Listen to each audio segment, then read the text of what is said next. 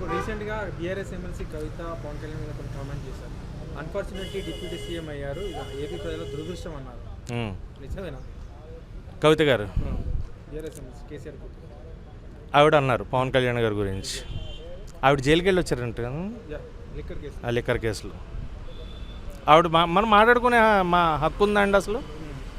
అంటే కేసీఆర్ గారు కేటీఆర్ గారు వారసత్వంగా పదవులు తెచ్చుకునే ఇది కాదు కదండి.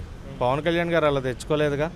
21కి 21 సీట్లు గెలుచుకుని డిప్యూటీ సీఎం పదవిలో ఆపోజిట్ పార్టీకి ఎక్కువ సీట్లు ఉన్నా కూడా టీడీపీకి ఆయనకి డిప్యూటీ సీఎం ఇచ్చారంటే ఆయన పవర్ ఏంటి అనేది ఆలోచించుకోవాలి. ఇంకంతకుమించి మాట్లాడడానికి ఏముంది? ఇక్కడే మనం అసలు డిస్కషన్ పెట్టే టాపికే లేదు ఇక్కడ. పార్టీ పెట్టిన 15 ఏళ్ళకి ఎమ్మెల్యే అయ్యారు, అది వాళ్ళ పార్టీ పరిస్థితి. 2001లో పెట్టారండి టీఆర్ఎస్ పార్టీ. 2014 విడిపోయిన తర్వాత సీఎం అయ్యారు. మరి అది 15 ఏళ్ళు కాలేదండి.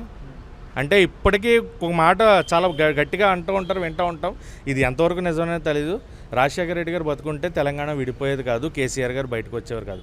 రాజశేఖర రెడ్డి గారు చనిపోయిన తర్వాత కేసీఆర్ గారు ఆయన బయటకు వచ్చి ఇంకా ఎక్కువగా స్టార్ట్ చేశారు అనేది చాలామంది అంటూ ఉంటారు. అది వాస్తవం అవ్వచ్చు, ఇది అవ్వచ్చు. బట్ ఏంటంటారు, కాంగ్రెస్ కూడా వాళ్ళు ఇకపోతే కూడా కేసీఆర్ కూడా ఏం చేయలేకపోయారు. అంతే. కాంగ్రెస్ జగన్ గారికి ఒకవేళ సీఎం పదవి ఇచ్చుంటే అప్పట్లోనే రాజశేఖర రెడ్డి గారు చనిపోయారు, జగన్ గారికి సీఎం ఇవ్వాల.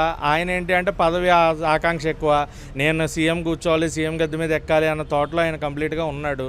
ఈయనేమో మంత్రుల దగ్గర సంతకాలు సేకరించుకునే పనిలో జగన్ గారు ఉన్నారు. ఇంకెవరు ఉన్నారు అడ్డుకోవడానికి? రోసయ్య గారిని తీసుకెళ్ళి కూర్చోబెట్టారు. ఆ రోసయ్య గారు ఏమో ఈయన కంట్రోల్ చేయడం కష్టమైంది. ఆ రకంగా తెలంగాణ అసలు మనం తెలుగు వాళ్ళం అండి. తెలంగాణ ఏంటి, రాయలసీమ ఏంటి, ఆంధ్ర ఏంటి? మనకి ఒక భాష వాళ్ళకే ప్రాంతీయ భావాలు ఉన్నప్పుడు దేశంలో ఐకమత్యం ఎలా ఉంటుంది? అది మనం ఆలోచించుకోవాలి. నోటి మాటకి ఏదో చెప్పేసి ఉండొచ్చు. బీఆర్ఎస్ తెలంగాణకు ఉంది, అటు జనసేన ఏపీ మట్టుకుంది. సో సంబంధం లేదు, అయినా కూడా ఎందుకు మాట్లాడాల్సి వచ్చింది? ఏమో మళ్ళీ ఆయన టీడీపీ బీజేపీతో కలిసి ఓ పొత్తుతో తెలంగాణకు కూడా వస్తారేమో. ఎందుకంటే వీళ్ళు టీఆర్ఎస్ అనే పార్టీ పెట్టి బీఆర్ఎస్ ఎక్కడికో వెళ్ళిపోయారు ఏదో సాధించేద్దామని. అది జరగలేదు.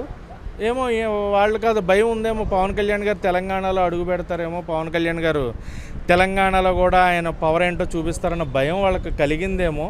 సో ముందు నుంచి అడ్డుకునే ప్రయత్నం చేస్తున్నారు. అది జరగని పని, అది అవదండి.